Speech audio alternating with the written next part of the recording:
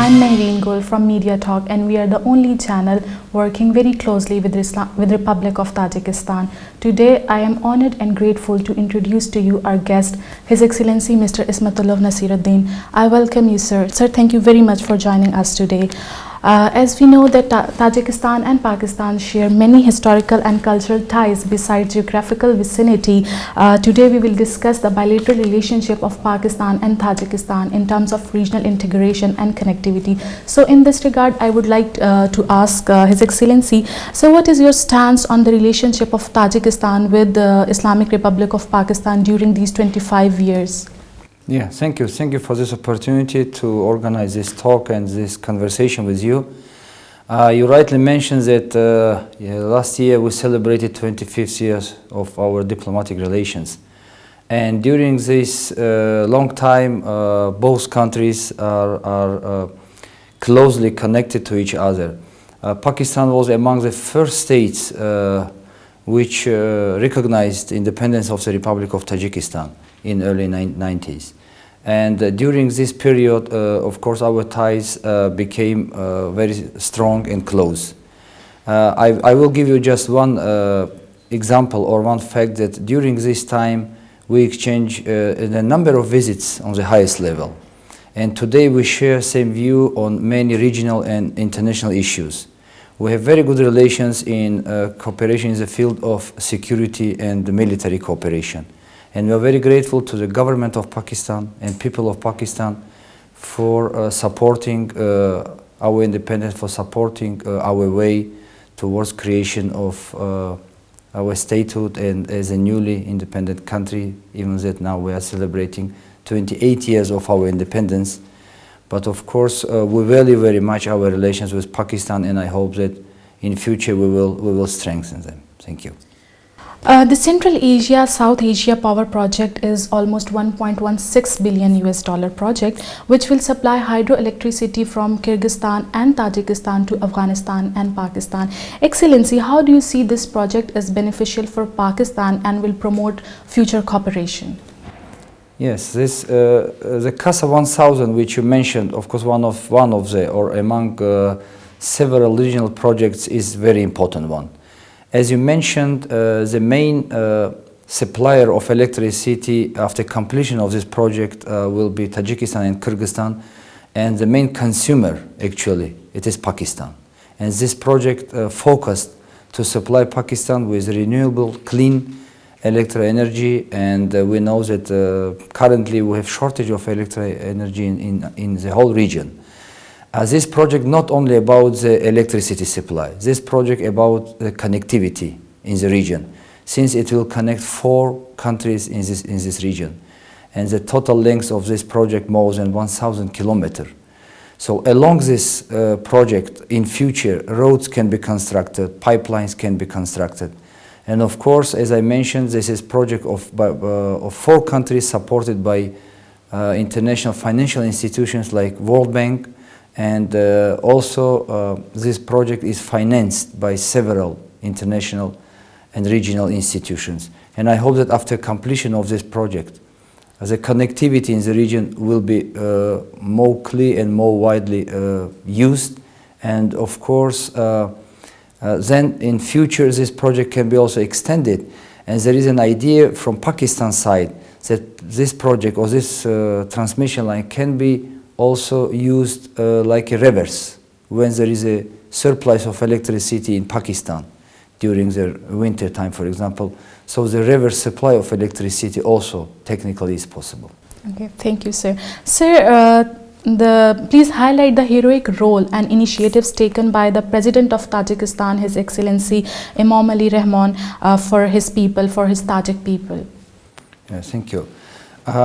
I think you are aware that Tajikistan passed a very difficult period of its history. In early 90s, we were involved in our civil conflict within the Tajikistan. And our president, the leader of the nation, Mr. Emomali Rahman, he was a person who brought peace to Tajikistan, who took the whole responsibility at that time. It was a very difficult time, and when he took the power, his first steps and idea was to bring peace and stability to our country. And of course, we can talk a lot about his role in creation of our statehood, in creation stability and security, not only in Tajikistan, but also in the whole region. And he's recognized one of the leaders who could establish peace and stability, again, I'm repeating, in our country. And nowadays, the example of Tajik peace is under the study even by United Nations institutions that can be implemented in the other parts of the world. In this regard, I think that he is an historical person, and he did a lot for his country. And nowadays we live in prosper country and going further. Yes.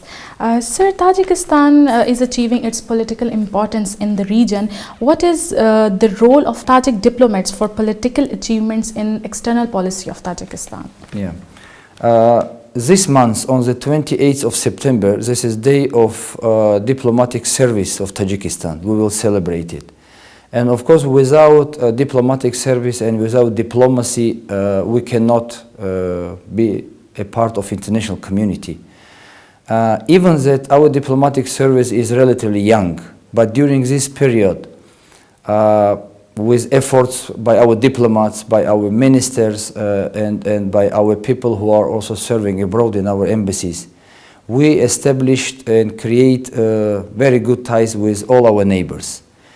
And according to our constitution, as a president is a person who is determining the foreign policy of our country. But of course, the Ministry of Foreign Affairs and diplomats, a team which is implementing the foreign policy of our head of state. And of course, again, we can talk a lot about achievements, small or even big achievements. But our diplomats try to be represented in international arena and also within the international organizations, regional organizations. And I can say that the role of diplomatic service of Tajikistan is very important in our international relations, regionally and globally. Thank you, sir. Sir, as we know that Tajikistan got its independence in early 90s, Excellency, what are the achievements of Tajikistan during this whole period? Yeah, again, we can talk quite long about our achievements, but I mentioned it already. The first achievement of our newly established statehood is bringing stability, peace and stability in our region and in our country. The second, I could mention that we could keep good relations with our closest neighbors, like within the Central Asian region. And of course, Tajikistan is very well known in international arena as well. Internally, we have achieved some goals which we faced, or some difficulties which we saved during the initial period of our independence. Like, for example, our transport isolation, energy problems, food supply to the people. And many of those problems are overcome now. But of course, there are still some problems, economic problems and others, and we are doing our best, and our government are doing our best to achieve them. But in any case, I can say that during this period of our independence, we formed our statehood fully, and now we are the active participant of international community. Thank you, sir. Sir, the development of CPAC and BRI will provide access to Tajikistan and other Central Asian countries.